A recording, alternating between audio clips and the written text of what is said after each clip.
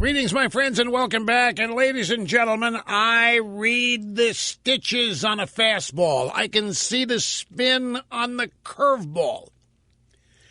And I have sensed something that has started 1 hour ago, and I need to prepare you for it in the drive-by media. Live from the Southern Command in sunny South Florida, it's Open Line Friday! Great to have you here, folks. The telephone number is 800-282-2882. Open Line Friday means that you can talk about pretty much whatever you want to talk about on Friday. Thursday, that's not the case. Monday through Thursday, you have to talk about something I care about. Because I don't want to sit here and be bored, and if I sound bored, then everybody else will be, and then that's not good. That's what we put at risk on Friday. It's a service. So if you think that there's something that should be talked about that hasn't been or isn't being, or if you want to go off the beaten path and talk about something that has nothing to do with anything else that we've been discussing, this is the day for it. So have at it. Telephone number is 800-282-2882. The email address, elrushbo@eibnet.com. There's a possibility here that a lot of people are on a roller coaster. I must acknowledge, you know it to be true, that even now, our side is made up of a lot of people who are waiting for that magic moment. The world wakes up, country wakes up, realizes they've been hoodwinked, turns on Obama, and along with that, things like Obamacare maybe don't fully implement, encounter even more problems, and begin to dissipate. So I know people hold that hope high.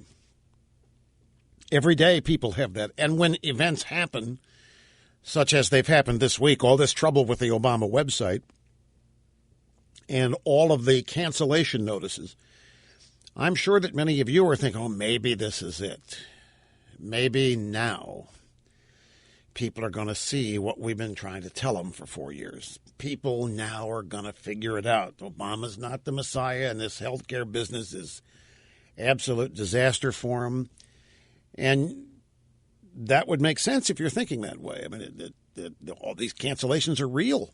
The fact that people can't use the website's real. Everything about this that's falling apart, it's not working, it's an utter disaster, all of that's real. Against all that, you have Obama and the regime, and they're not going to let that happen in their mind. I mean, they're in their bunker trying to figure out how to counter this. Should they or not fire Sebelius, for example? Should somebody else's heads roll as a figurative move? And then you have the media.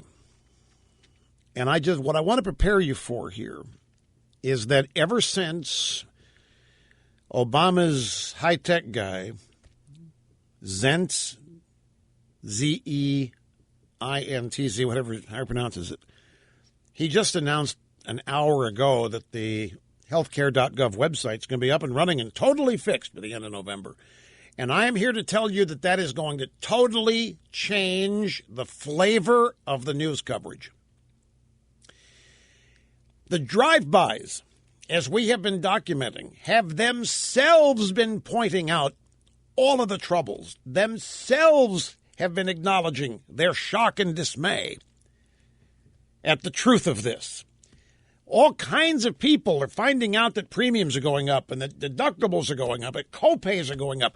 People are discovering in the media there is no $2,500 deduction in premium or reduction. It's a disaster, and people are finding this. They're discovering it personally. They're doing stories on it happening to other people, and they're coming to the realization that this is not in any way the way it was sold. It is not going to be in any way the way it was sold. And even the people, well, maybe this is it. Maybe this is a turning point or some such thing.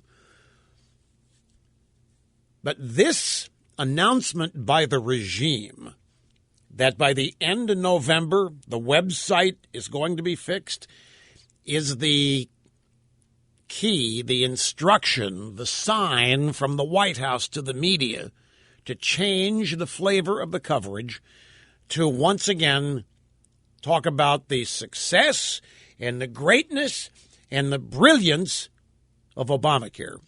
And don't be surprised if that starts happening just with the announcement that it's going to be fixed by the end of November. It won't be. But what the announcement means is that by the time the end of November gets here, it's fixed. Whether it is or not, that's what that means. And any problems that happen after that will not be the fault of the website or the regime. It's got a date now. And that date, the end of November, happens to precisely coincide with Obama yesterday extending the enrollment period 6 more weeks, which he does not have the legal authority to do. He's once again changed Obamacare without doing it legislatively, but nobody's going to call him on it, so he's going to get away with doing it.